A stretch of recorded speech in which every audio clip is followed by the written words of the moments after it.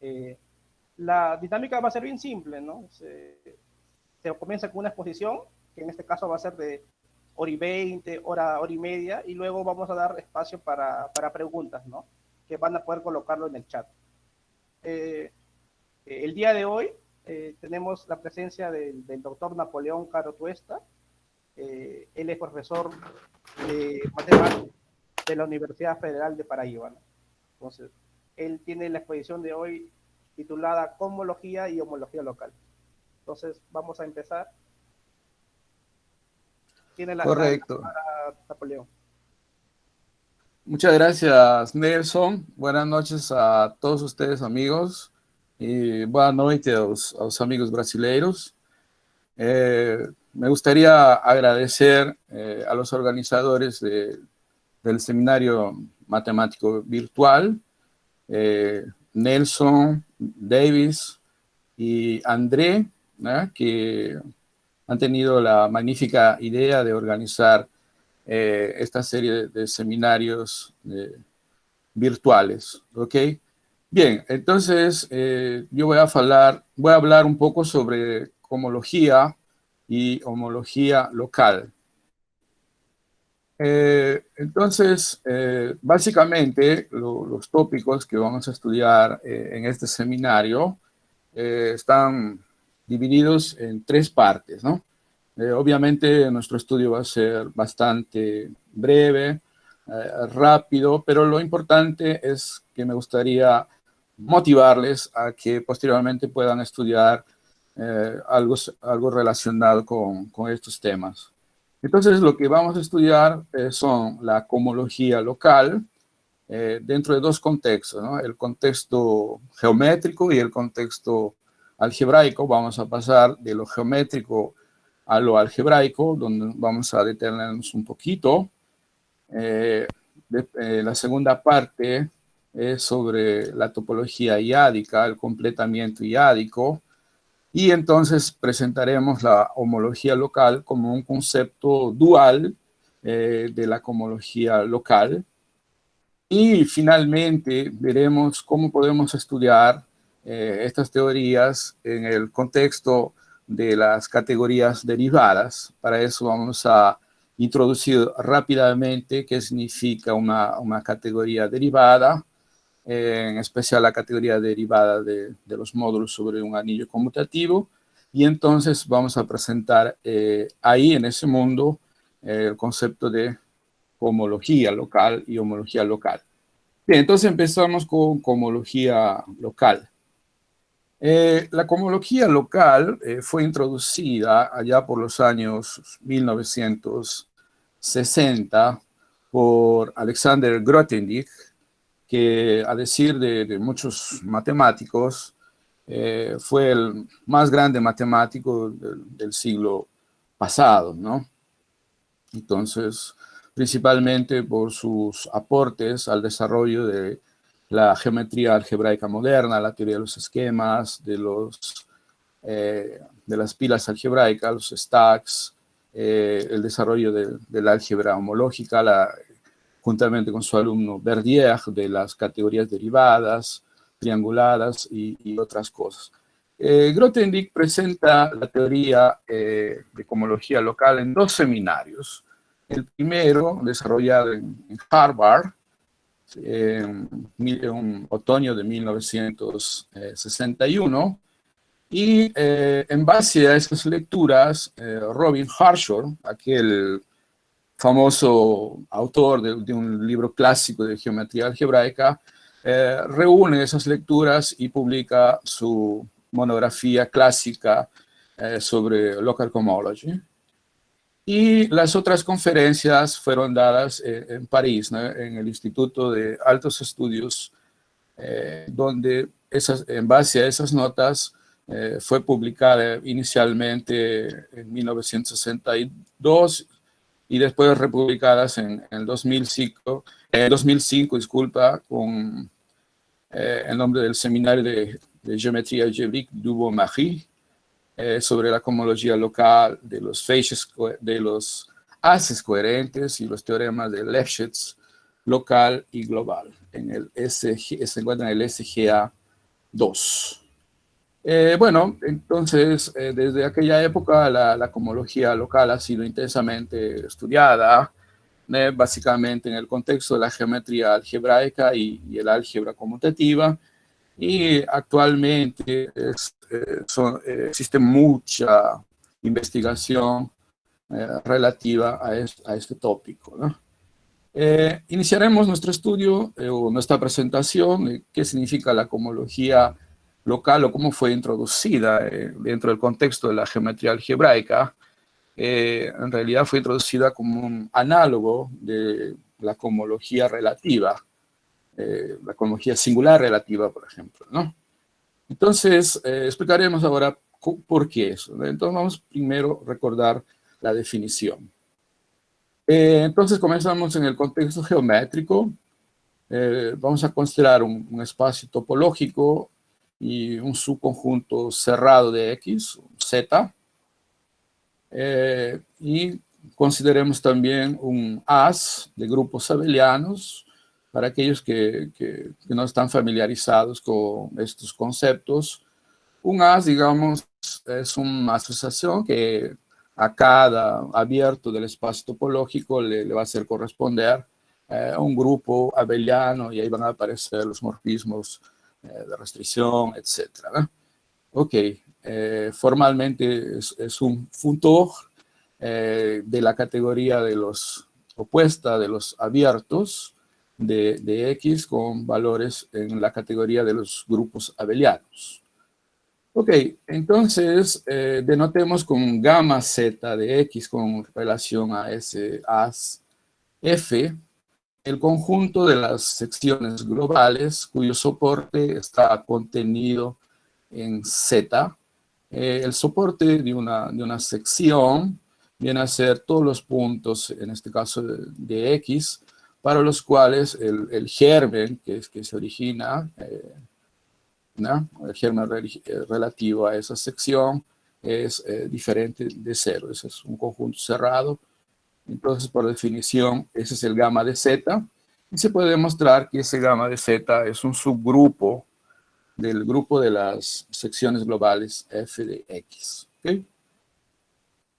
Si consideramos un morfismo de haces, o sea, una transformación natural, cada haz un funtor, entonces, a cada abierto tenemos una función, un homomorfismo, en este caso para las secciones globales, el homomorfismo phi de X, que va de f de X para y de X.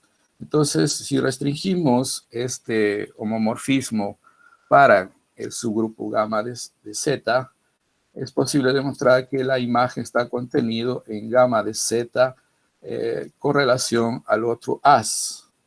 Entonces, ahí tenemos dos correspondencias, ¿no?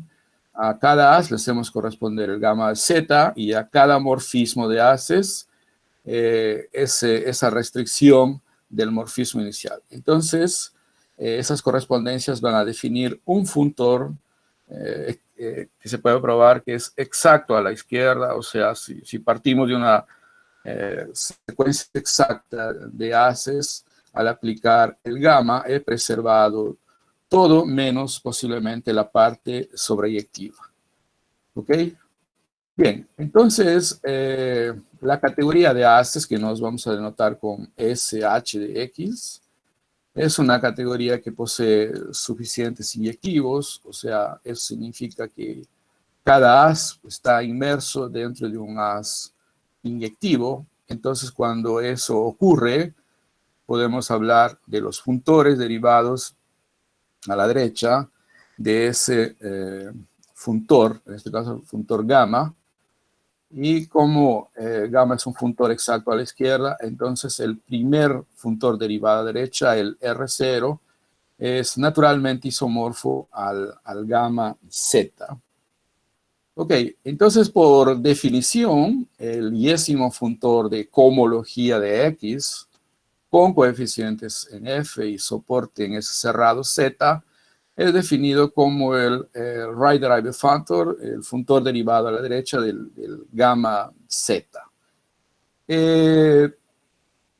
Y si le aplicamos eso a un as, entonces será el grupo de cohomología.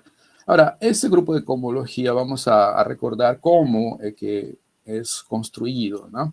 Y esta construcción vale en general para categorías abelianas que tienen suficientes inyectivos.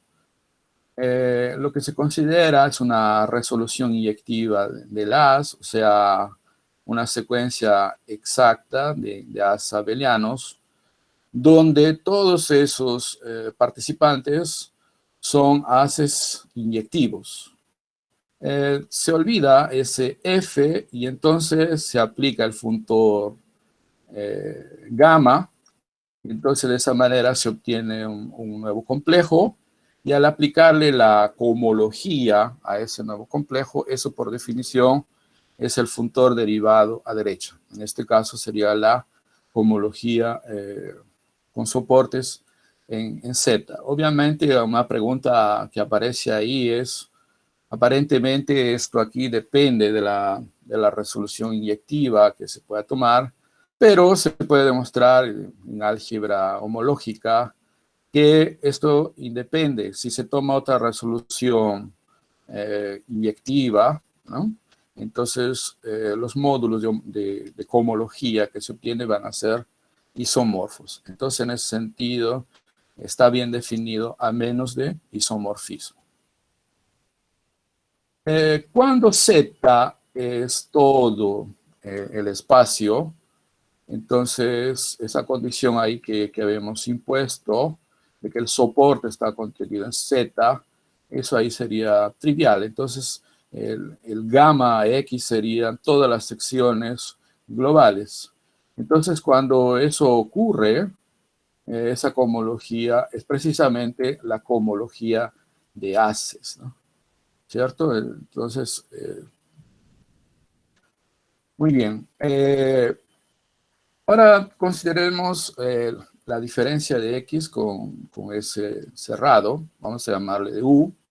Obviamente U es un abierto. Hablamos inicialmente de que la cohomología con soportes, o la cohomología local, fue creada o fue construida para ser una especie de cohomología, una especie de análogo de la cohomología relativa que aparece en el contexto clásico singular, simplicial. Entonces, este resultado es precisamente lo que muestra que eso es verdad, ¿no? Porque es posible probar, ¿no?, que existe una sucesión exacta, larga, natural, que relaciona los módulos de cohomología, ¿no? Por ejemplo, aquí en la segunda fila aparece la yésima cohomología con soportes en Z. Eso ahí se conecta con la cohomología de haces sobre X, y eso va a la cohomología de haces sobre U con relación al haz restricción a U. Y el morfismo conexión conecta con el yes y más un módulo de cohomología con soportes Z. Entonces, si pensamos en cohomología relativa, existe una secuencia larga natural donde la cohomología relativa tiene esa misma estructura, ¿no? Muy bien, por eso que esa sucesión muestra que esos grupos de cohomología juegan un rol semejante a los grupos de cohomología relativa, ¿no? Pero algo más, o sea, es que hay algunos espacios buenos, digamos, como por ejemplo los espacios de Hausdorff para compactos, donde es posible demostrar que la cohomología de haces coincide con la cohomología singular, con la cohomología, por ejemplo, con la cohomología Chet, con variedades, por ejemplo. Entonces, en este caso, existe un isomorfismo si consideramos un grupo abeliano G. Entonces, del lado derecho sería la cohomología relativa del par X, U, o sea, X menos Z, con coeficientes de este grupo Y. Y G, y del lado izquierdo, el as sería el as asociado a ese grupo, o sea, el as de las funciones localmente constantes con valores en G. También existe un resultado que es bastante conocido y forma parte de los axiomas para hacer una cohomología, es el llamado teorema de la escisión. Entonces, la cohomología local también presenta un teorema semejante, ¿no?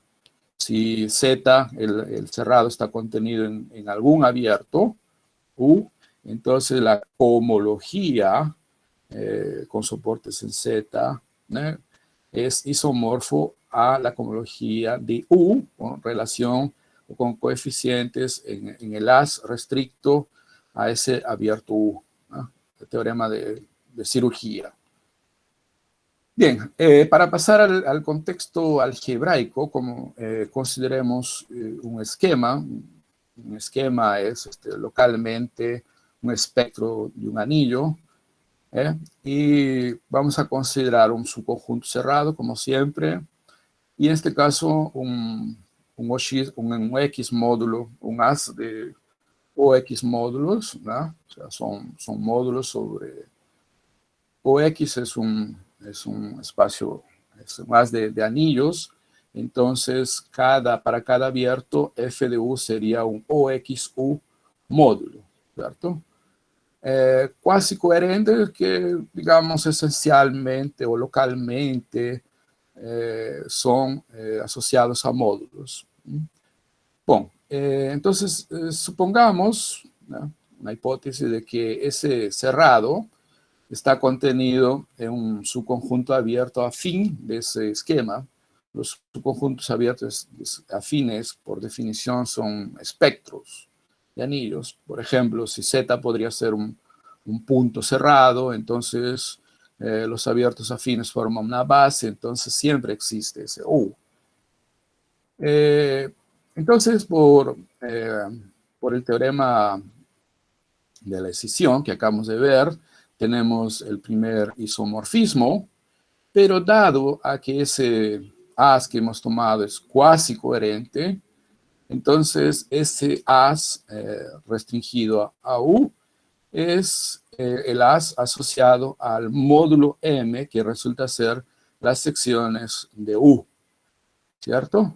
Entonces, en ese caso, las secciones globales, que sería el F de U, sería el módulo.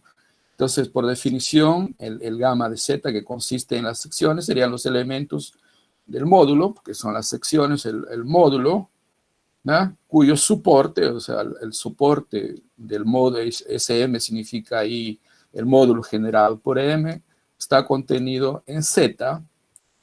Y cuando el anillo es A, ese anillo A, que es U es el espectro de ese anillo, ¿no? Cuando ese anillo es netériano, entonces ese conjunto Z es el conjunto de ceros de un ideal. Entonces el soporte es realmente como es finitamente generado, ese módulo está generado por M, va a ser el radical del anulador, ¿cierto? Entonces, esa relación ahí va a acontecer desde que A es netériano, solamente si alguna potencia de ese ideal anula ese M. Entonces, ese gamma de Z puede ser reescrito como el conjunto de los elementos del módulo que son anulados por alguna potencia de ese ideal. Bien, entonces ese último resultado es lo que permite estudiar la cohomología local en el contexto del álgebra conmutativa. Bien, entonces vamos al contexto algebraico. Consideramos un anillo conmutativo y un ideal del anillo. Entonces definimos, como antes, el submódulo de atorsión, que lo vamos a notar gamma con soporte en A, como el conjunto de los elementos de M que son anulados por alguna potencia del ideal, ¿no? Como vimos, esa última relación es la que inspira para definir esto en el contexto algebraico. Muy bien. Nuevamente, si tenemos un homomorfismo de módulos, se puede probar que su restricción... una cosa que faltó escribir aquí es que ese gamma A de M es un submódulo de M. O sea, se puede probar que ese ahí es un submódulo fácilmente. ¿Correcto? Entonces, la restricción de un homomorfismo lineal a ese gamma A de M induce un homomorfismo cuya imagen está contenida en la atorsión de M. Por tanto, tenemos ese homomorfismo gamma A de F. Entonces tenemos correspondencia. Cada módulo le hacemos corresponder el submódulo gamma A de M y a cada homomorfismo el gamma A de F. Entonces eso define un funtor, sería un subfuntor de la identidad, y es posible probar que este es un funtor aditivo. La categoría de módulos es una categoría aditiva, ¿no? Y también exacto a la izquierda. Bueno, vamos a ver un ejemplo, ¿no? Fácil. Consideremos el anillo A, el anillo de los enteros, y por ejemplo, como ideal, el ideal generado por un número primo P. Bien, entonces, en base a las definiciones, la P torsión de Z es 0. Se puede probar eso en base a la definición de P torsión de manera fácil, ¿sí? Entonces, cuando eso de ahí resulta 0, se dice que ese módulo es libre de torsión. Y por otro lado, en el otro extremo, por ejemplo, si tenemos ese módulo cociente Z por la potencia de algún primo, pkz, ¿no? Entonces ya nace siendo torsión. Entonces su P torsión es el mismo, es el otro extremo, ¿no? Entonces en ese caso se dice que ese módulo es P torsión, ¿correcto? Bien, si consideramos la secuencia exacta de Z módulos, o sea, de grupos abelianos, donde el primer mapa ahí es la multiplicación por P, y aplicamos después el funtor gamma P, después de aplicar el funtor gamma P, como vimos, el Z es libre de torsión, entonces el lado izquierdo queda 0, 0, y el Z sobre PZ es de torsión, entonces al aplicar la torsión queda Z sobre PZ. Y obviamente esa última secuencia no es exacta porque hay problemas con la exactitud a la derecha. Eso de ahí no es sobreyectivo. Entonces, ese funtor siempre es exacto a izquierda, pero en general no es exacto, ¿no? Correcto.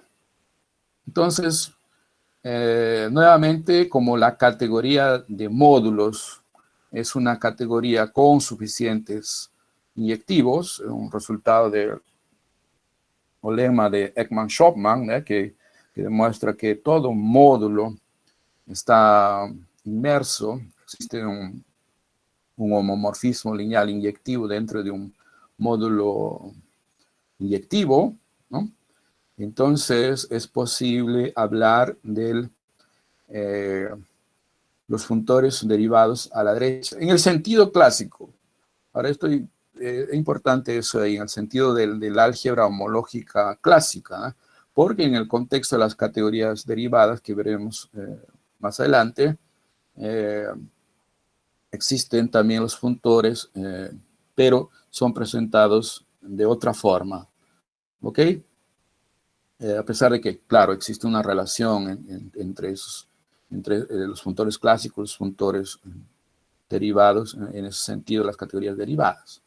Bien, entonces la cohomología con soportes en A es definida como el funtor derivada derecha de la torsión, ¿no? Por ejemplo, ¿no? Por ejemplo, vamos a calcular cuál sería la cohomología local de Z, ¿no? Un ejemplo fácil. Entonces, una resolución inyectiva En el caso de los grupos abelianos, los módulos inyectivos, o sea, los grupos abelianos inyectivos, o sea, es la misma cosa que un grupo divisible. Entonces, que es divisible y es la menor extensión de Z, el menor inyectivo que lo contiene, o sea, sería la extensión esencial, ¿sí? Y el otro, que sobre Z, o Q sobre Z, disculpa, Q sobre Z, completa esa resolución inyectiva. Ok, entonces, cuando aplicamos el funtor gamma de P, tenemos que olvidarnos de ese Z, ¿no? Entonces, que o Q se puede probar de que es libre de torsión, después de aplicar el funtor gamma, da 0, y al aplicar el funtor gamma a ese grupo abeliano Q sobre Z, el resultado va a ser el cociente de la localización de Z en P. La localización de Z en P es localizar en el conjunto multiplicativo formado por 1, P, las potencias de P. O sea, formalmente estamos invirtiendo P y sus potencias, ¿cierto? Ok, entonces obtenemos ese complejo. El segundo cero es la posición 0. El ZP-1 está en la posición 1. Entonces ahí vemos que solamente vamos a tener cohomología a nivel 1. Y en los demás niveles la cohomología va a ser 0. ¿Cierto? Entonces, la cohomología de Z sería, en el nivel, para I igual a 1, sería ese cociente, CP menos 1 sobre Z y 0 en los demás casos.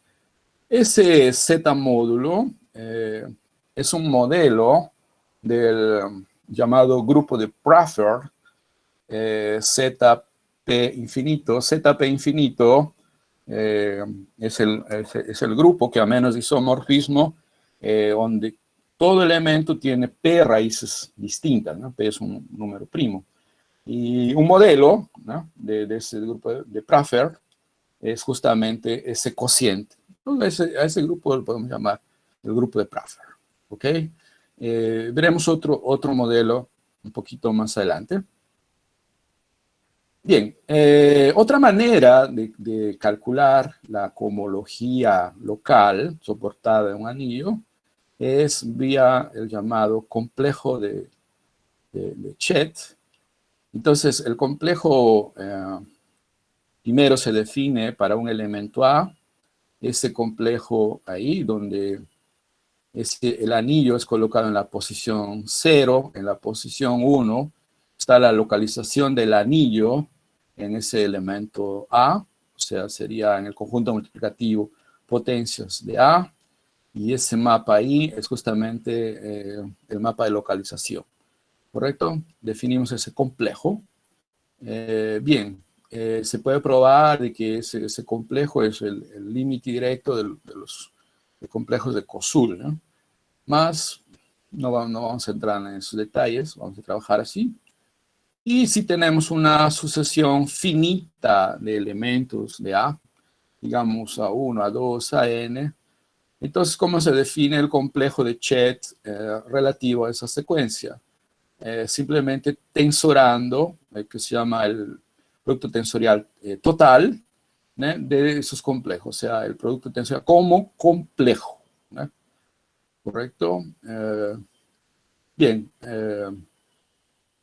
por ejemplo, el producto tensorial de dos complejos es un complejo que en la posición enésima es la suma directa de quiénes, de los términos en el nivel I con los términos del primer complejo con los términos del nivel n menos I, ¿no?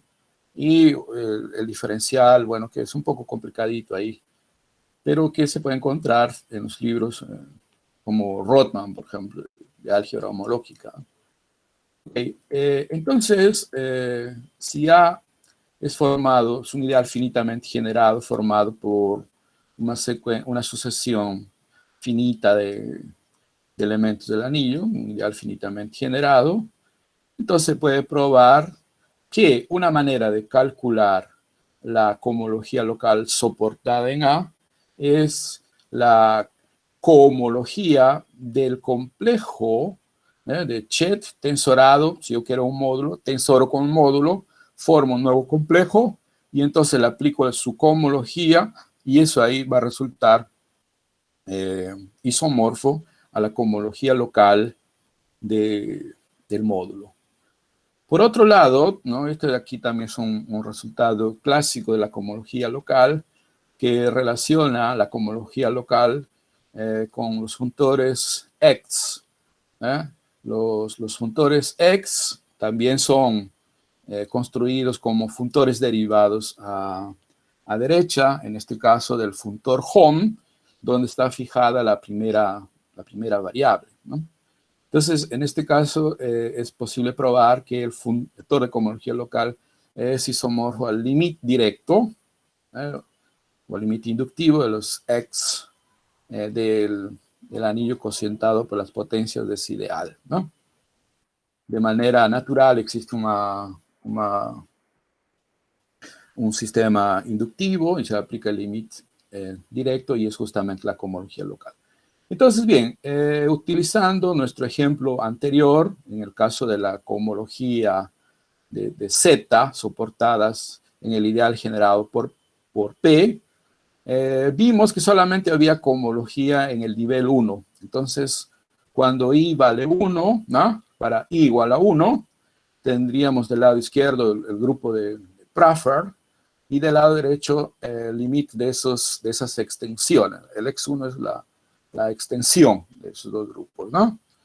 Ok, pero ese X puede ser calculado de otra forma, como trabajando con una resolución proyectiva del segundo módulo, que sería en Z. Como Z ya es libre, entonces una resolución proyectiva es trivial, fácilmente se calcula ese X y ese X se reduce a Z sobre PZ, ¿cierto? Después de aplicar el home, calcular la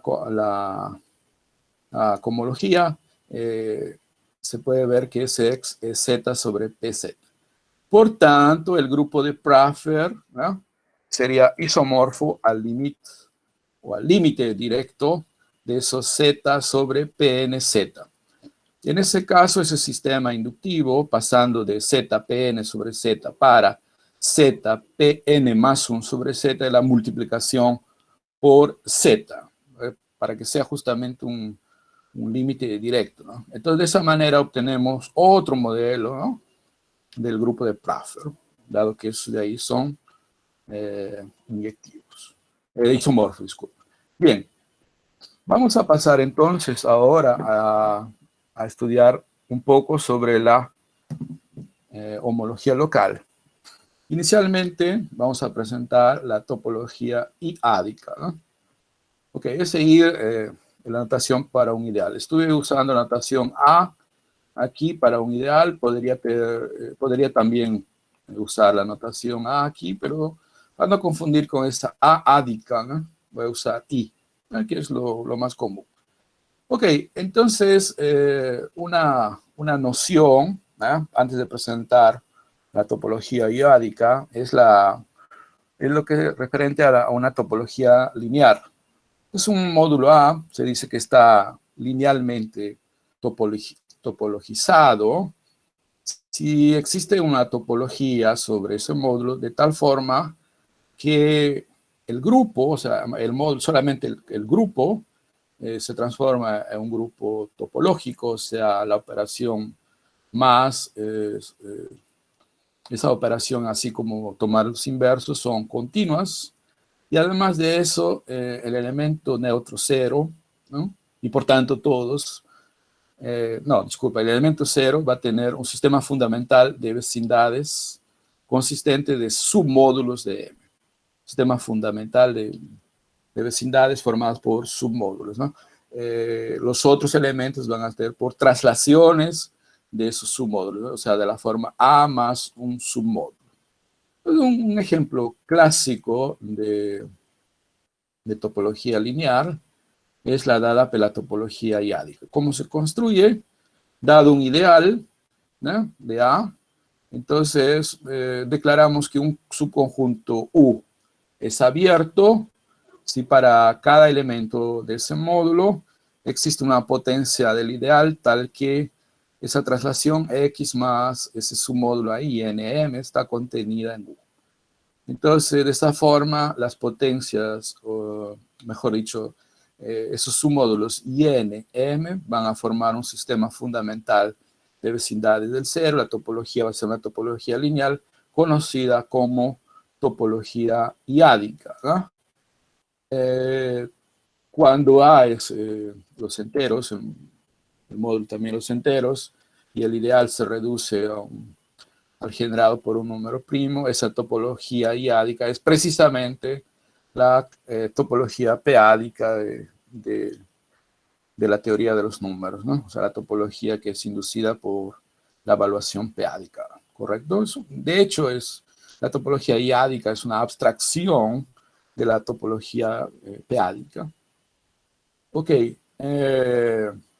para dar más formalismo a lo que queremos hacer con relación al completamiento, quería aquí recordar una noción llamada completamiento de Hausdorff. La idea de completamiento de grupos y más general de espacios uniformes es debida a Andrew Weil, que sucedía que apenas se tenía nociones de completamiento para espacios métricos, ¿no? O en espacios métricos, bueno, ahí se podía hablar de continuidad uniforme y esas cosas. ¿En qué otros espacios se podía hablar de continuidad uniforme? No apenas continuidad. Entonces, él define los llamados espacios uniformes. En ese sentido, define los llamados completamientos. Ok, y cuando esos completamientos son Hausdorff, ¿no? Existe esa noción ahí que se llama completamiento de Hausdorff. Vamos a recordar. Entonces, el completamiento de Hausdorff de un módulo linealmente topologizado, ¿sí? Es definido como un par MI, donde el M es un espacio de Hausdorff completo con respecto a su topología uniforme. Lo que sucede es que cuando son grupos topológicos, módulos topológicos, la topología uniforme coincide con la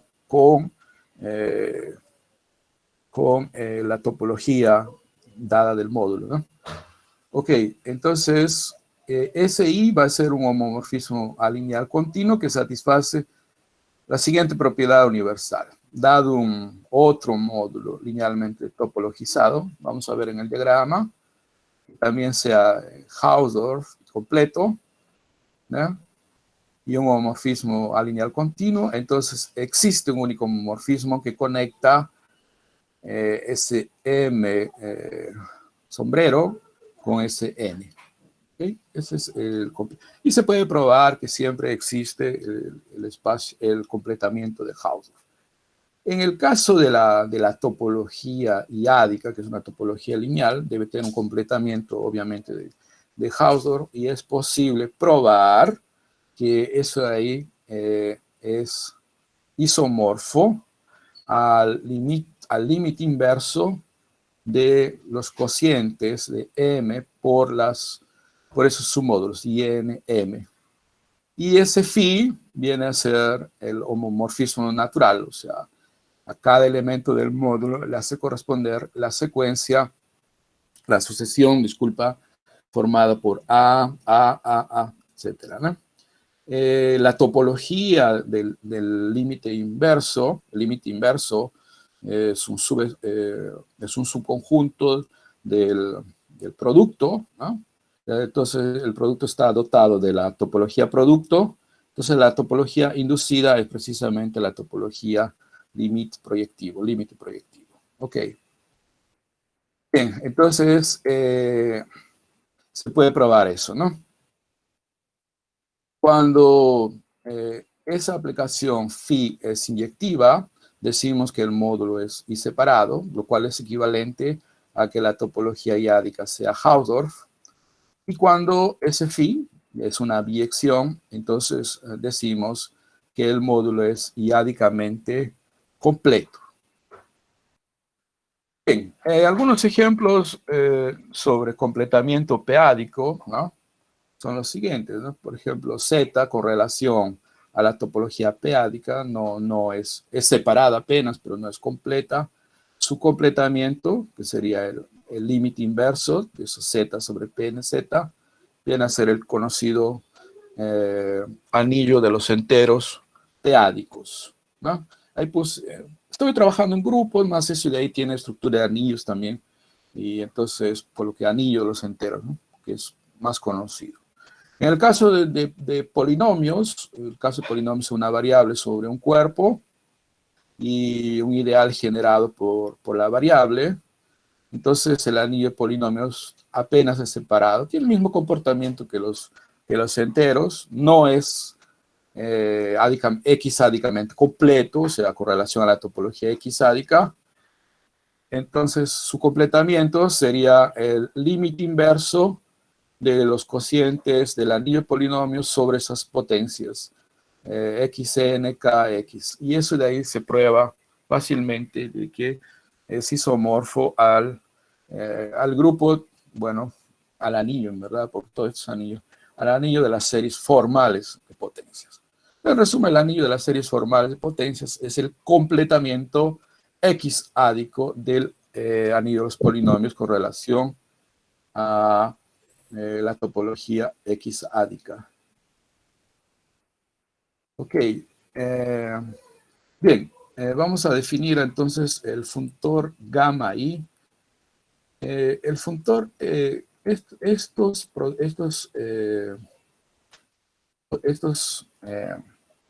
términos aquí que aparecen en el límite inverso, los cocientes, m cocientado por INM, por un isomorfismo elemental, es la misma cosa que el tensor del anillo con relación a esa potencia del ideal tensorado con el módulo. Por eso es que se define el funtor completamente iádico de esa forma. Aparecen ven, el límite inverso del anillo cocientado por esas potencias ideales tensorados con algún módulo. La pregunta natural es, ¿cuál es la relación entre los funtores y torsión y el funtor lambda i que acabamos de definir? Muy bien. Bien, para relacionar esto se considera lo que se llama el cogenerador inyectivo minimal de la categoría de los módulos. Bien, es un concepto técnico ahí.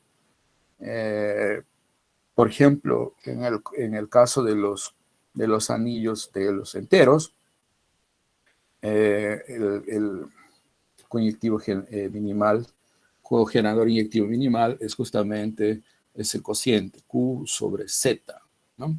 Esos EA de los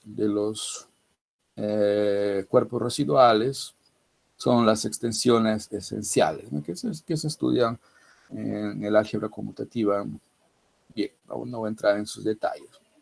Existe un modo inyectivo con esas condiciones. ¿Ya? Sí, una cosa, aquí voy a trabajar sobre anillos meterianos, ¿está bien? Aquí me olvidé realmente de colocar eso, ¿cierto?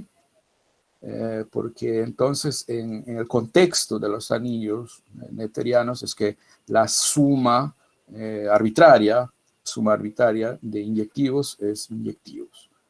Ya. Bien, entonces si nosotros consideramos el funtor de Matlis generalizado, que sería SE, va a estar fijo, SE, el cogenerador inyectivo, va a estar fijo en ese funtor home, ¿cierto? Es generalizado porque Matlis solamente trabajó en el caso de un anillo local. Entonces, en el caso de un anillo local, SE se reduce a la extensión esencial de A sobre M, del cuerpo residual, ¿no? Bien, entonces sumamos todos, tenemos el matriz generalizado. Muy bien, entonces lo que se puede probar es que el D, que es el dual de la y torsión es isomorfo al completamiento iádico del funtor de matriz generalizado. Esa es la relación interesante entre esos dos funtores, ¿no? Bien, es un trabajo, juntamente con dos de mis colegas, probamos, por ejemplo, que si un módulo, si M es un módulo y torsión, entonces su dual generalizado, el dual de matriz generalizado, es iádicamente completo. Y en el caso de que un anillo sea semilocal y además de eso J ádicamente completo, siendo J el radical de Jacobson, o sea, la intersección de los maximales, la intersección finita, entonces un módulo artiniano es iádicamente completo si solamente si su dual es torsión. En contexto categórico, esto establece una equivalencia categórica, o sea, el funtor de matriz lleva la categoría de los A-módulos artinianos iádicamente completos en la categoría de los A-módulos finitamente generados y torsión, porque el dual transporta o transforma artinianos en neuterianos y neuterianos en artinianos. Y como mencionado arriba, los iádicamente completos, aplicando el dual, van a ser torsión. En el caso, claro, que el anillo es semilocal completo con respecto a la topología J-ádica, ¿no? Bien, entonces, y ya sabemos que ese funtor gamma es hay una dualidad, entonces sería interesante estudiar los funtores, ¿no?, derivados a la derecha, ¿no?, perdón, a la izquierda, ¿no? Entonces la primera pregunta es, ¿esto de aquí es exacto? En verdad, estos funtores de aquí son más complicados que los funtores de torsión, porque esos de aquí no son exactos a la derecha ni tampoco a la izquierda, ¿no? Entonces, eso de ahí hace que estudiar esos tipos de funtores sea más complicado, ¿no? Los funtores, pero eso no significa que los funtores no existan. Los funtores derivados a la izquierda siempre existen. El problema es que el L0 no va a ser naturalmente isomorfo al completamiento. Pero existen, claro que existen. Fue precisamente Eben Matlis, que ya habíamos mencionado, quien comenzó a estudiar estos tipos de funtores en el caso de un anillo local neuteriano, ¿no?, y más aún cuando ese ideal es generado por una sucesión A regular. Entonces, Matlis en ese contexto prueba dos relaciones de dualidad interesantes. Él llama a esos funtores derivados a izquierda, lo denota con H de I, ¿no?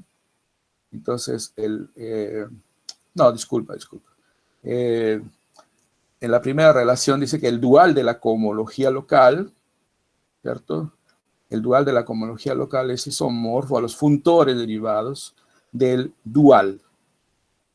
Y por otro lado, esos duales son isomorfos a ese xi, n menos i, donde ese n es la dimensión de ese anillo, ¿no?, una dimensión finita porque ese anillo es local, ¿correcto? Bien. Después, Greenles y Peter May, que son dos topólogos algebraicos, principalmente, bueno, no quiero ser mezquino, digo principalmente May porque conozco un poco más los trabajos de él en topología algebraica. Sí, estos dos autores escriben un artículo bellísimo sobre los funtores derivados del completamiento iádico, y son ellos los que denominan como homología local a esos funtores derivados a izquierda, ¿no? Ok, entonces ellos prueban lo siguiente, ¿no? Nosotros habíamos visto de que la cohomología local puede ser calculada usando el complejo de Chet. Era la cohomología del complejo de Chet tensorado por el módulo. Entonces lo que hacen ellos es considerar el complejo home del complejo de Chet, el home del complejo de Chet, y a ese complejo, ¿no?, que sería un complejo decreciente en este caso, le aplican la homología. Bien, y a eso de ahí le llaman la homología local. Pero claro, aquí hay un problema. Eso de aquí puede depender de esos generadores del ideal, porque están definidos en base a los generadores del ideal. En el otro caso, no había problemas porque la cohomología local fue definida como funtores derivados, ¿no?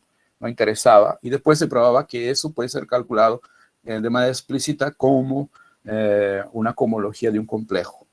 Más aquí está dependiendo inicialmente o a principio de los generadores. Pues bien, cuando A es netteriano, ellos prueban que justamente esos funtores como definidos arriba coinciden, son naturalmente isomorfos con los funtores derivados a izquierda del funtor completamiento, que ya fue estudiado por Matlis, como vimos, ¿no? Entonces, de esa manera, implícitamente, eso muestra de que no dependen de los generadores de ese ideal.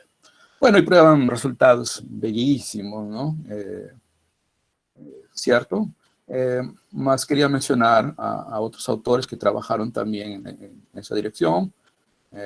Dos vietnamitas, Quong y Nam, en el 2001 ellos muestran de que para alguna clase de módulos, que incluye módulos artinianos, módulos linealmente compactos, etcétera, hay una relación ahí donde aparece el primer funtor primer funtor derivado del límite inverso, y para ese tipo de módulos y otros que satisfacen relaciones de Mittag-Leffert, esos se anulan. Y entonces, cuando esos se anulan, se puede probar de que la cohomología local, como definida por Greenlee-Somnay, coincide con el límite inverso del TOR, de esos cocientes, cocientes de sus ideales con relación a SM. Y ese resultado es bellísimo porque, si recordamos, la cohomología local también es isomorfa, pero al límite directo de los X. Entonces hay una relación de dualidad entre X y TOR. En este caso, la homología puede ser calculada como límite inverso, directo pasó a inverso, X pasó a TOR. ¿Correcto? Nosotros también probamos una relación, aquí yo coloqué para ideales, pero en verdad vale para otras familias, que nosotros llamamos familias buenas de ideales o sistemas de ideales, que existe una relación generalizada, una dualidad generalizada, ¿no? Porque no solamente envuelve los funtores de torsión y completamiento, o como después mostró Matlis, pero en un contexto más reducido, ¿no? Nosotros mostramos que esto equivale a un anillo netteriano general. O sea, el dual de la cohomología local es la homología local del dual. ¿Ok? Entonces, por ejemplo, ¿no? Ya vimos que el grupo de Pfeffer es el grupo de cohomología local de Z. Entonces, por esa relación, el dual, ¿no?, sería igual a la homología local del dual de Z. Pero el dual de Z, por definición, es el home del módulo Z con relación al módulo cogenerador inyectivo minimal, que ya vimos que en el contexto de los grupos abelianos es Q sobre Z. Entonces, homomorfismos del anillo en un módulo es isomorfo al módulo, ¿correcto? Entonces, el dual es Q sobre Z. Pero entonces tendríamos que calcular la homología local de Q sobre Z. Y para calcular la homología local, podemos usar el complejo de Chet, ¿no? El cocomplejo de Chet en todo caso, ¿cierto? Que sería, fíjense que los elementos en el home que aparecen de la primera variable son los elementos del complejo de Chet, CP, y el otro Q sobre Z está fijado. Bien, entonces calculando la homología local, que sería... Más que están... No. ¿Aló? Diga, Antonio. ¿Sí? Creo que alguien abrió el micrófono. Por favor, no abrir los micrófonos durante la exposición. Ya. Entonces, la homología local sería en este caso el núcleo inducido por la mapa de localización. Y bueno, ahí hay que hacer un trabajo, ¿no? Entonces, ya puse solamente el resultado. Viene a ser el PZP. El PZP, en el contexto de los números p-ádicos, sería la bola unitaria abierta, o sea, aquellos con valor absoluto exactamente menor que 1. O sea, el único maximal de ZP, ¿cierto? Por lo tanto, el dual del grupo de Pfaffer sería isomorfo al PZP. Y aquí yo quería llamar la atención con un resultado que en otro contexto que tiene que ver con dualidad de Pontryagin, en el caso de Pontryagin, lo que se trabaja es la dualidad con relación a R sobre Z, ¿no? R sobre Z como grupo topológico compacto, que es isomorfo al S1. Entonces, su dual, el dual del grupo de Pfaffer, es justamente un resultado clásico, todos los p-ádicos, ¿no? Pero el dual de Matlis, generalizado en este caso, es una parte de los p-ádicos, ¿no? Su maximal, PZP. Ok, bien, ahora sí vamos a entrar ya en la parte final sobre las categorías derivadas, ¿no? Vamos a considerar inicialmente una categoría abeliana. Bien, el prototipo de categoría abeliana sería la categoría de los A-módulos. Una categoría abeliana es una categoría aditiva donde existen núcleo, conúcleo y relaciones tipo teoremas fundamentales de isomorfismo. Esencialmente es eso, expresado de una manera más abstracta. Ejemplos clásicos, obviamente la categoría de los A-módulos, que envuelve la categoría de los grupos abelianos, categoría de As o X módulos, ¿no? Donde X o X son un espacio anillado, por ejemplo, un esquema podría ser, ¿cierto? O haces más específicos, como por ejemplo, haces cuasi coherentes sobre un esquema. ¿Bien? Ok. Un complejo, ¿no? Al igual que en el caso de los módulos, sería una sucesión de elementos de la categoría, ¿no? Donde dos mapas consecutivos, la composición da 0. ¿Cierto? Lo que normalmente un curso de álgebra dice, el núcleo está la imagen está contenida en el núcleo del siguiente mapa, ¿cierto? Esencialmente es eso. Bien, un morfismo de complejos, 3C y D, viene a ser como una colección, ¿no?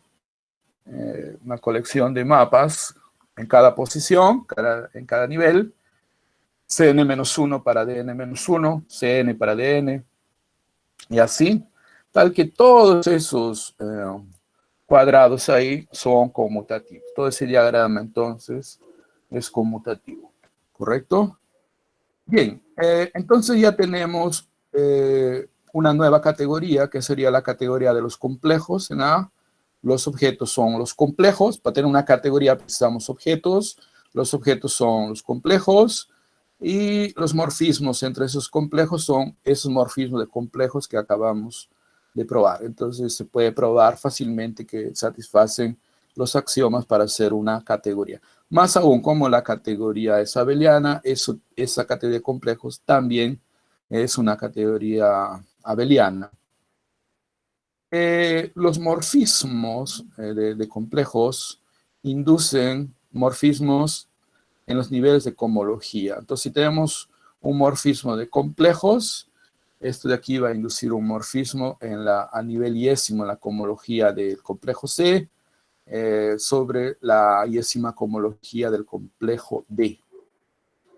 Entonces, un mapa de complejo, este concepto es muy importante, es llamado cuasi-isomorfismo, cuasi, si a nivel de cohomología, los mapas inducidos son isomorfismos para todo I, ¿cierto? Entonces es un cuasi-isomorfismo, ¿ok? Bien, existe un concepto, ¿no?, que se llama la homotopía, ¿no?, que hace con que, por ejemplo, la categoría de los complejos sea una categoría modelo, por ejemplo, categorías donde se puede hacer homotopía al estilo de Killing, ¿cierto? Bien, no vamos a entrar en esos detalles. Entonces, ¿qué es una homotopía? Tenemos dos mapas, phi y psi. Entonces, una homotopía sería una colección, pero que va de Cn para Dn-1, Cn para Dn-1, de tal forma que se satisface esa relación. Tiene menos 100 igual a aquí, el partial n-1 compuesto con hn va a ser más al hn más 1 compuesto con el delta n, es la diferencia de phi n con psi n. ¿Por qué es importante esto? Porque si dos mapas son homotópicos, entonces las homologías que inducidas son las mismas. Entonces, este concepto permite introducir una nueva categoría, que es la categoría homotópica. Los objetos de esta categoría homotópica van a ser los mismos que los objetos de los complejos, o sea, complejos en A, pero los morfismos son, los morfismos aquí van a ser una clase de un homomorfismo módulo homotopía. O sea, este conjunto aquí de los morfismos que son homotópicos al 0 es un subgrupo del grupo hom, ¿cierto? Por lo tanto, hace sentido, tiene sentido ese cociente. Muy bien. Ok. Como ya dijimos, si dos mapas son homotópicos, las cohomologías son exactamente las mismas. Entonces, eso hace que podamos hablar de cohomología, ya no vista como un funtor de la categoría de los complejos, pero sí de la categoría homotópica, en la categoría abeliana. Y otra cosa, por definición, va a transformar cuasi-isomorfismos, ¿no?, en isomorfismos. Eso recuerden ahí, cuasi-isomorfismos en isomorfismos. La categoría homotópica va a continuar siendo aditiva, porque aditiva es justamente que ese hom, cada hom, mapas, el conjunto de mapas de Sende es un grupo, ¿cierto? Continúa siendo, pero el problema es con relación, aquí ya no se puede hablar más de núcleos, conúcleos, entonces deja de ser abeliana. Pero, esta de acá tiene otra estructura, que es la estructura triangulada, ¿no? Entonces,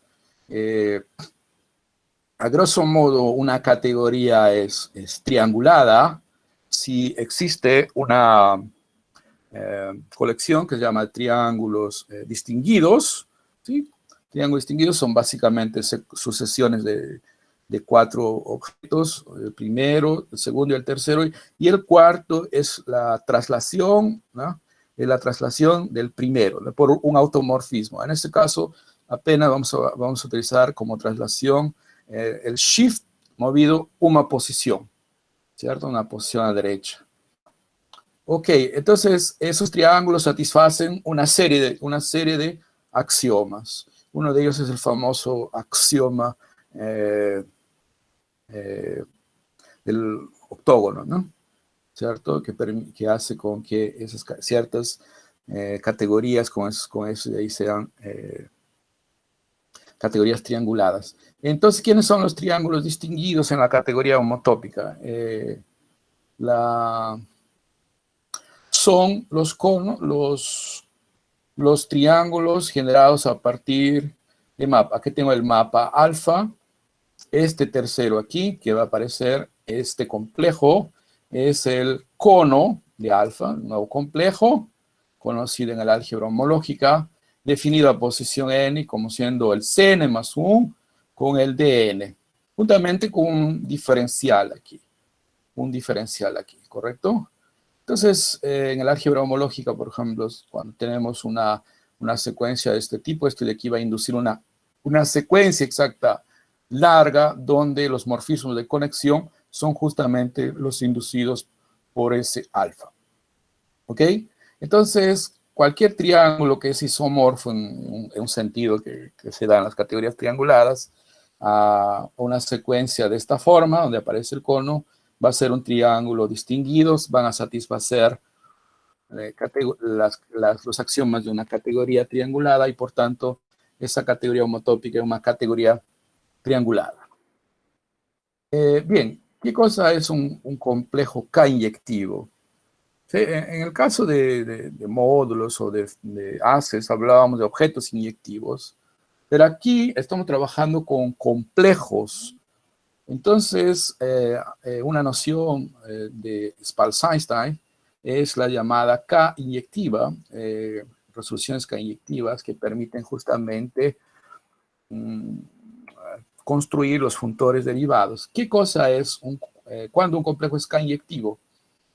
Si todo cuasi-isomorfismo de C en D tiene una inversa homotópica a la izquierda, o sea, existe un mapa de D en C, tal que en la categoría homotópica la composición es la identidad, o en la categoría de los complejos, esa composición es homotópica a la identidad. Si lo veo en la categoría K homotópica, se transforma en una igualdad. Existen varias equivalencias para ser K-inyectivo. Otra equivalencia, por ejemplo, es que dado un diagrama de esta forma, donde phi y psi del lado izquierdo con psi un cuasi isomorfismo, entonces existe un único mapa que va de D para C, tal que siguiendo ese camino, o sea, ese nuevo mapa compuesto con psi sería igual a phi. ¿Ok? ¿Qué es una resolución K-inyectiva? Sería el análogo a resoluciones inyectivas en el caso clásico. Es un complejo, de un complejo C, es un complejo E, juntamente con un cuasi-isomorfismo, ¿cierto? O sea, el E sería un complejo K-inyectivo y ese mapa ahí un cuasi-isomorfismo. Por tanto, a nivel de homología, la homología del complejo C va a ser isomorfa a la homología del complejo E. Eso que es interesante. Bueno, como ya dije, esas nociones fueron introducidas por Spalz-Einstein, un paper famoso que aparece en los libros que voy a citar al final, como referencia en los libros que aparecen al final. Ok, la pregunta entonces es, ¿todo complejo tiene una resolución K-inyectiva, acepta resolución K-inyectiva? O sea, ¿o qué categorías tienen suficientes K-inyectivos? ¿Cierto? Es la misma que, por ejemplo, vimos inicialmente categoría de haces, de grupos abelianos, categorías de módulos, tienen suficientes inyectivos. Aquí, ¿qué categorías de complejos, no? Bien, o categorías de complejos, ¿sobre qué categorías abelianas? Entonces la respuesta es categorías abelianas de Grothendieck, ¿cierto? Son categorías abelianas que satisfacen dos condiciones a más. Una de ellas es que tenga un generador y que poseen, que existan límites exactos o colímites exactos para cualquier diagrama. Ok, entonces se prueba que para ese tipo de categorías siempre todo complejo acepta una resolución K-inyectiva. Las categorías que nosotros mencionamos al inicio son ejemplos de categorías de Grothendieck. En particular, categorías de módulos, categorías de haces abelianos. ¿Okay? Muy bien, entonces vamos a fijar aquí, vamos a trabajar en la categoría de los módulos, un anillo. Voy a colocar esa cebolita para apenas distinguir los complejos de los módulos. No sé si eso ahí sea tan necesario, pero bueno. Entonces lo siguiente, tome un complejo y entonces existe una resolución K inyectiva. Vamos a definir el funtor f de A. Ese A es el ideal. ¿Cómo? A nivel de objetos va a ser el gamma, o sea, la torsión de A respecto a ese complejo S. Entonces la pregunta es si de ahí está bien definida. Sí, está bien definida y gracias justamente a las equivalencias de K inyectivo. Toda vez que ustedes tienen dos resoluciones K inyectivas, esas líneas acá son K inyectivas, y aquí tenemos un mapa de complejos, entonces puede ser mostrado que existe un único phi sombrero, digamos, que conecta S1 con S2, ¿cierto? Muy bien. Y otra cosa, puede mostrarse que si phi es un cuasi isomorfismo, entonces ese phi barra es un isomorfismo. Muy bien, entonces eso hace de que a este phi pueda hacer corresponder este phi barra. Tengo así una correspondencia tanto de objetos, ¿no?, como de mapas. De esa forma vamos a tener un funtor. Pero ese funtor, que vamos a llamar f de A, va a ser un funtor interesante. Él va a ser un funtor triangulado. ¿Qué cosa es triangulado? Bueno, recordemos que la categoría homotópica es una categoría triangulada, ¿no? Entonces, en general, un funtor entre dos categorías trianguladas es triangulado si es aditivo y además de eso transforma los triángulos distinguidos de la primera en triángulos distinguidos de la segunda. Lleva triángulos en triángulos, ¿cierto? Ok, entonces ahora sí podemos definir, ¿no?, la cohomología local de complejos, ¿no? La cohomología local de un complejo se define como la cohomología del f de A, el f, este funtor aquí, ¿cierto? Muy bien. Explícitamente, si tenemos un complejo, entonces será la cohomología ¿de quién? De f de A en ese complejo. Pero f de A en ese complejo fue definido como siendo el gamma de A en la resolución inyectiva, ¿no? Entonces, aquí será la cohomología del gamma de A en la resolución inyectiva. Aquí ya vimos que independe de la resolución inyectiva, K inyectiva que se pueda tomar, ¿correcto?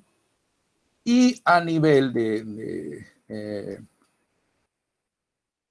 funtores, perdón, ahí está. Aquí faltó escribir un poco sobre cuál es a nivel de mapas, ¿cierto? Pero a nivel de mapas es hacerle corresponder a ese phi aquí, ese phi chapeo aquí, phi sombrero. Muy bien. Ok, una vez que calculamos esas cohomologías, esos son módulos, y esos módulos son llamados módulos de cohomología local de ese complejo. Módulo de cohomología local de un complejo ahora, no de un módulo, de un complejo. ¿Correcto? Y otra cosa más, esos funtores, ¿no?, esos funtores que van de K de A, de la categoría homotópica, con valores en la categoría módulos, son categorías que transforman, que llevan cuasi isomorfismos en isomorfismos. Y por fin estamos entrando en el mundo de las categorías derivadas. ¿Por qué queremos trabajar en categorías derivadas? ¿Cuál es la filosofía de trabajar en categorías derivadas? Si nuestro interés radica en apenas la homología, entonces tiene que ser indiferente cuasi isomorfismo, porque al final cuasi isomorfismos van a transformar a nivel de homología en isomorfismos, ¿cierto? Eso es lo que interesa. Bien, entonces, ¿cómo se obtiene la categoría derivada? La categoría derivada formalmente es la localización de la categoría homotópica con relación al conjunto multiplicativo de los cuasisomorfismos, ¿cierto? O sea, formalmente se invierten los cuasisomorfismos, porque queremos que los cuasisomorfismos se transformen en isomorfismos. Entonces, todo cuasisomorfismo en la categoría derivada debería ser un isomorfismo. Esa es la esencia. Formalmente es un par formada por una categoría y un funtor. Ese funtor aquí, el funtor Q, ¿cierto? Entonces tenemos una categoría y un funtor que va de la categoría homotópica en esa categoría, ¿correcto? Que lleva cuasisomorfismos en cuasisomorfismos y que es universal para esa propiedad. O sea, si tomamos otra categoría y ese funtor F lleva cuasisomorfismos en cuasisomorfismos, entonces existirá un único funtor de Y de DA en C que hace que ese diagrama sea conmutativo. Formalmente, como ya dije, eso de ahí se construye como invirtiendo, localizando la categoría homotópica en el sistema multiplicativo de los cuasi-isomorfismos. Existe una teoría más general que se llama localización de categorías. Entonces se trabaja con los sistemas multiplicativos, satisfacen una serie de axiomas, como por ejemplo ser cerrados con relación a la composición, que los mapas identidades existan, y otras relaciones que se llaman relaciones de OR, ¿no? Que facilitan, por ejemplo, el cálculo de fracciones en el contexto de los anillos no conmutativos.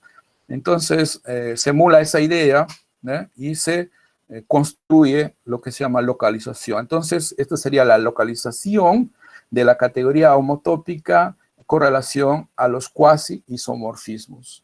Bien, pero ¿cómo son concretamente, digamos, disculpa acá, cómo son concretamente esos objetos? Los objetos de la categoría derivada son los mismos objetos que de la categoría acá homotópica y por tanto los mismos que la categoría es compleja. O sea, son complejos. Los objetos son complejos.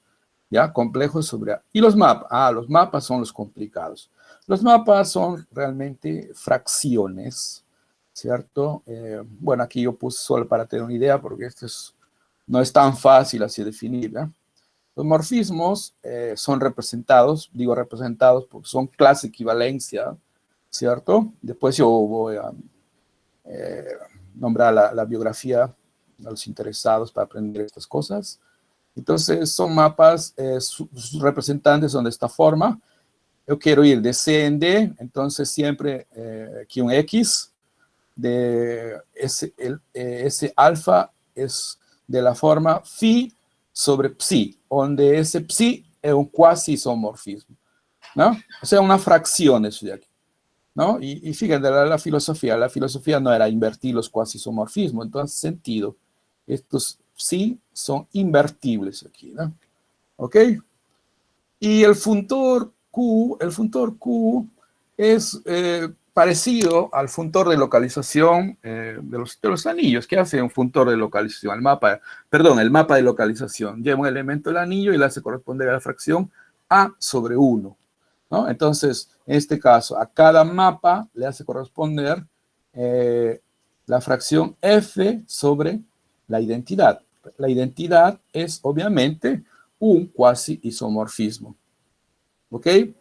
La categoría derivada también es una categoría triangulada.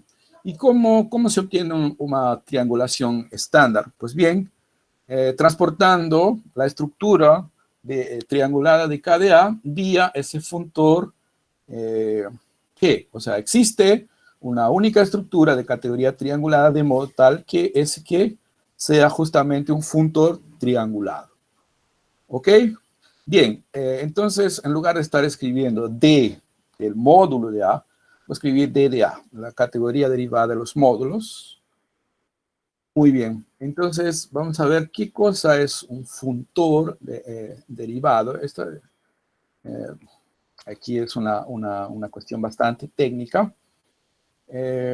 Esencialmente, tenemos una categoría abeliana y una categoría triangulada, ¿cierto? Y un funtor triangulado que va de la categoría homotópica en esa categoría triangulada, ¿cierto?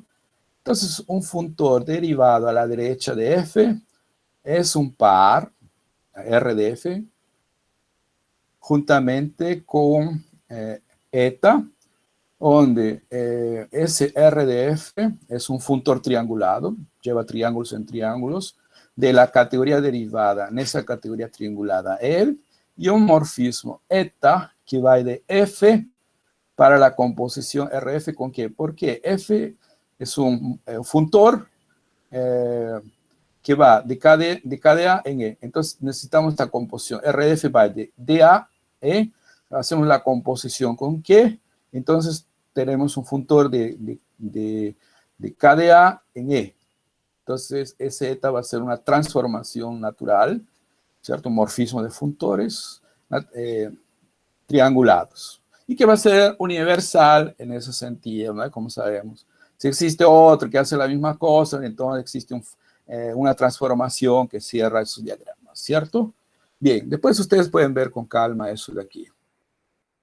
Ok, entonces para ya entrando en la parte final, ¿no?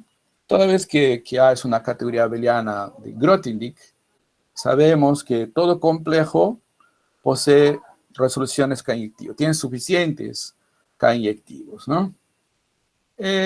Bueno, entonces con esas condiciones se puede probar que todo funtor triangulado de la categoría homotópica, en cualquier categoría triangulada, es derivable a la derecha, o sea, existe el funtor RDF como definido anteriormente, ¿no? O sea, el funtor más es un par, ¿no? El funtor más esa transformación natural de funtores triangulados, ¿no?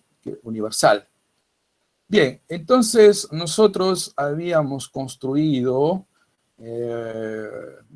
vamos a retroceder aquí, este FDA, por favor, que está aquí en la primera línea.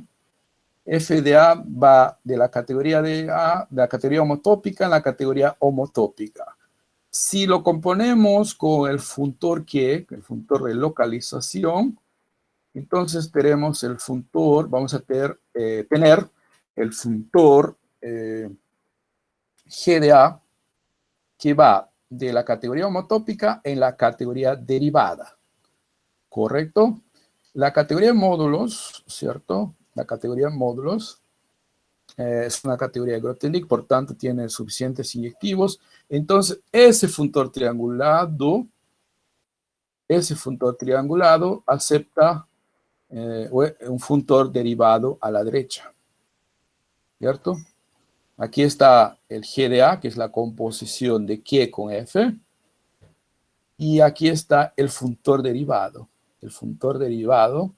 ¿no?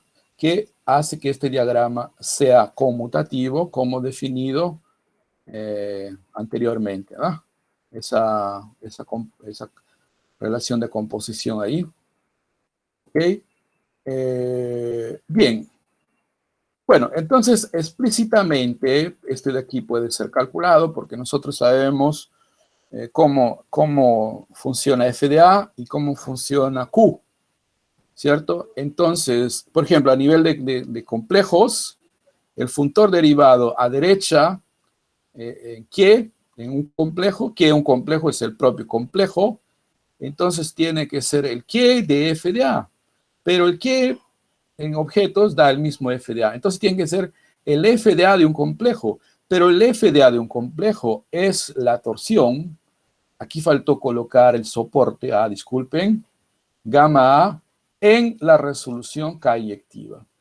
Entonces, de esa forma que se calcula el funtor derivado. Y para morfismos, para un cociente, disculpa, una fracción en la categoría derivada, ya vimos que son fracciones, entonces el funtor derivado, otra vez usando las definiciones, va a ser esta fracción. gamma A del fichapeo, donde ¿quién es fichapeo? Este mapa entre las resoluciones inyectivas correspondientes, ¿no? Esto de aquí va a ser un cuasi-isomorfismo. Muy bien. Ahora, finalmente, cohomología local derivada. Por definición, para cada INA, los funtores de cohomología llevan cuasi-isomorfismos en cuasi-isomorfismos. Entonces, si yo tengo un funtor de esa forma, la categoría derivada, por definición, va a existir un funtor de la categoría derivada en la categoría de módulos que hace que este diagrama conmute. Entonces, este funtor le voy a llamar, apenas por cuestiones pedagógicas, con un chapeo aquí, con un sombrero aquí. Además, en las anotaciones de los libros no se coloca, ¿no? Ok. Entonces, estos funtores van de la categoría de A en la categoría de módulos, ¿cierto? Muy bien. Los funtores de cohomología local derivada, entonces, son definidos como ¿quién? Primero actúa el funtor derivado, que va de la categoría derivada, ¿no? El RGA, compuesto con este funtor de cohomología, ¿cierto? Explícitamente, ¿cómo se calcula? En un complejo sería la homología local de la torsión de la resolución inyectiva. Este C acá debería estar adentro. Ahí está errado. Este C debería estar adentro. Y para cada fracción, en la categoría derivada, la cohomología local, ese mapa aquí, va a ser, vea, que como estos de aquí son cuasi isomorfismos, a nivel de homología se pueden invertir. Entonces ya son isomorfismos. Esto de aquí. Esto de aquí hace recordar bastante a cómo se comporta en el caso de localización de anillos. Bueno, normalmente ese funtor derivado a la derecha, RGA, se denota por R del funtor de torsión, ¿no? Gamma de torsión, ¿ok? Existe también la homología local derivada, de manera semejante. Claro, esto de aquí es todo un proceso, ¿no?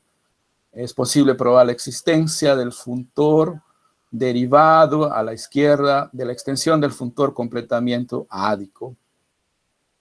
Y entonces uno de los resultados iniciales bastante interesantes que relacionan esos dos funtores R del gamma y L del lambda es vía este isomorfismo aquí.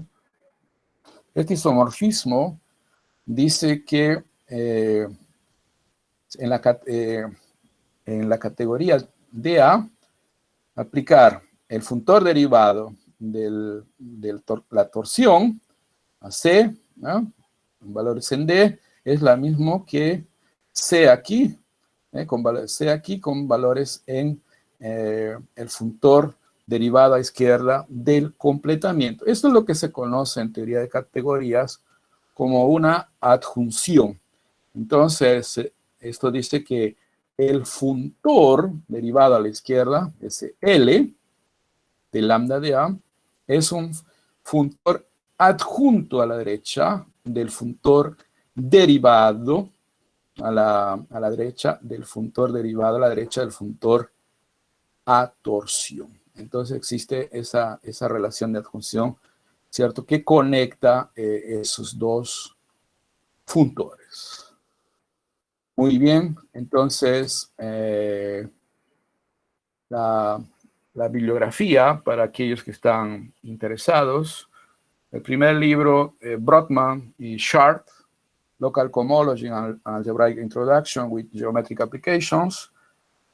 Es un libro que permite estudiar la cohomología local en el contexto algebraico. Y como su título dice, tiene algunas aplicaciones geométricas. La segunda edición es del 2012.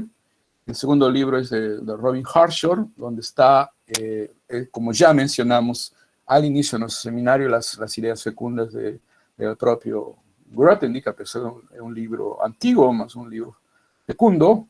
las notas de Lippmann, que son muy interesantes para estudiar la cohomología local de complejos, ¿cierto? Están disponibles ahí en internet, ¿no? Local Cohomology, que es un workshop que se realizó en Guanajuato, en México. Un libro bastante nuevo de Peter Schenzel y Anne-Marie Simon, Completion, Check and Local Homology and Cohomology, del 2018, de la Springer. Y para categorías derivadas, mi libro favorito es el Amnon Yekutieli, Derived Categories, un libro bastante nuevo, se ha sido publicado el 2020, pero yo ya lo conocía al autor, que sí, no personalmente, pero sí porque sigo sus trabajos, entonces él tiene unas notas ahí, y bien, eso ahí. Disculpen el pasar el tiempo ahí, espero que no se hayan aburrido. Muy interesante, Napoleón. Damos paso a las Gracias. De preguntas. Pueden colocarlo en el chat y si quieren hablar, bueno, pueden hablarlo. El micrófono está liberado. Llegó una pregunta al correo de Sí. Viewer. Pregunta así, dice, si existe algún tipo de dualidad como la dualidad de Serre para la cohomología local. Está preocupado por las simetrías, ¿no? Dice, como la cohomología de RAM. Bueno, lo que yo conozco, que he estudiado es la dualidad de Grothendieck y esas dualidades entre el local homology al estilo de Peter May y Gringles, ¿no? Y justamente ese tipo de adjunciones. Más así como de ser, no sé ahora, más es una interesante pregunta, después podemos entrar en contacto para hablar sobre eso. Claro, le puede escribir también, ¿no? Creo que Sí, claro, sí, de hecho. También pregunta sobre algunas aplicaciones que pueden salir al estudiar la cohomología local, como las cohomologías clásicas de RAM, celular, ¿no? Claro, como yo dije, bueno, la cohomología local inicialmente nace como un análogo de la relativa, ¿no? Pero no solamente queda en ese aspecto teórico, de hecho hay muchas aplicaciones que aparecen en el libro de Harshor, en el contexto de los preesquemas. Preesquema lo llamaba Grothendieck a los esquemas que no son separados, ¿cierto? Bueno, esquemas en general ahora se conocen. En el caso algebraico hay aplicaciones, por ejemplo, caracterizaciones cuando un anillo es Cohen-Macaulay en términos de cohomología, estudiar los asociados, los coasociados, los anexados. Hay muchas cosas que pueden estudiar que aparecen en el libro de Brodmann y en los artículos. Es un área bastante fecunda. Entonces, bueno, las aplicaciones siempre son en ese contexto, o sea, ¿me entiendes? Aplicaciones dentro del contexto de la propia álgebra conmutativa, ¿cierto? O de la geometría algebraica, bueno, por lo menos que yo conozca.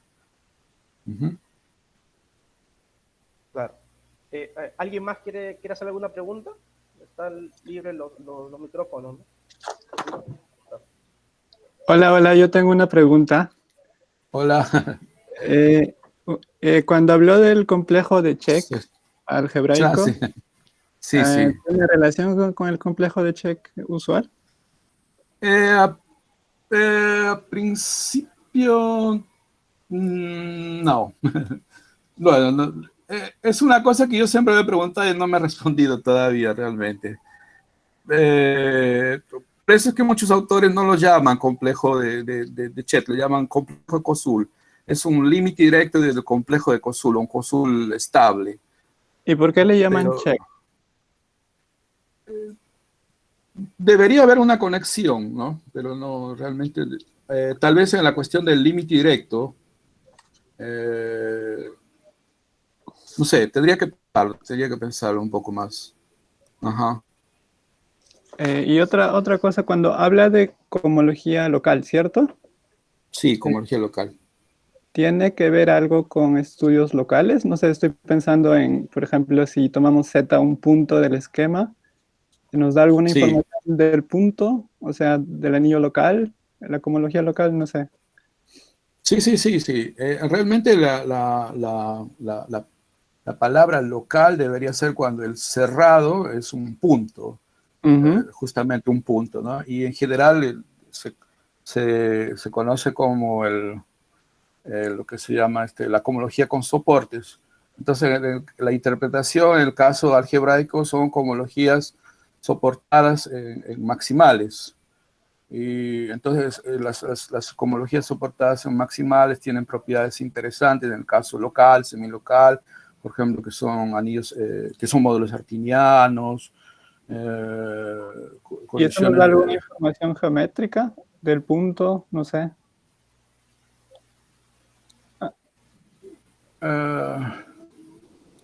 No sé, no sé, pienso ahorita algo como ser regular o cosas de ese tipo.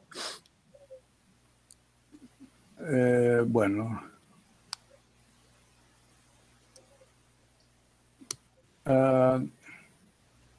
No sé, ahorita no te puedo decir. Ah, ok. Después podemos hablar. Claro, no hay problema. Sí. Gracias. Ujú. Está bien. ¿Alguien tiene alguna pregunta?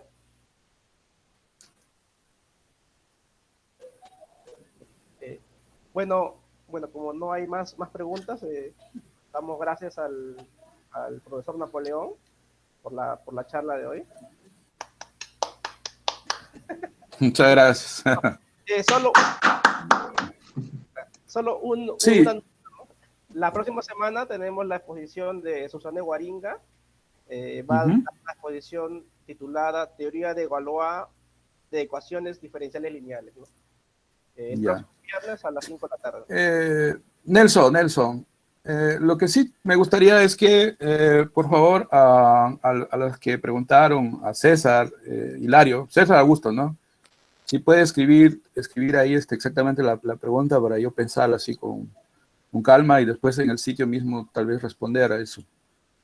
Puede ser, es una buena idea, ¿no? Colocar las preguntas, porque creo que las preguntas de César y de Alina han sido interesantes.